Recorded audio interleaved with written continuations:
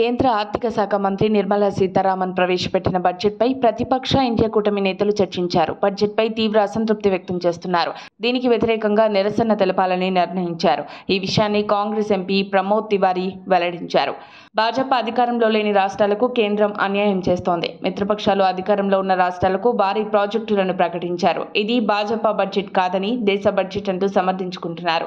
కానీ దీనిపై నేడు పార్లమెంట్లో నిరసన తెలపాలని కూటమి నిర్ణయం తీసుకుంది. న్యాయం కోసం పోరాడతామని ఆయన పేర్కొన్నారు. తమ కుర్చీని కాపాడుకునేందుకు ప్రవేశపెట్టిన బడ్జెట్ అంటూ రాహుల్ గాంధీ కేంద్రంపై తీవ్ర విమర్శలు గుప్పించారు.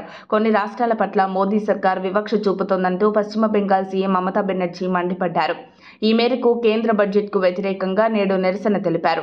సమావేశాలకు ముందు కూటమి పార్టీలకు చెందిన ఎంపీలంతా పార్లమెంటు వద్దకు చేరుకొని ఆందోళన చేపట్టారు.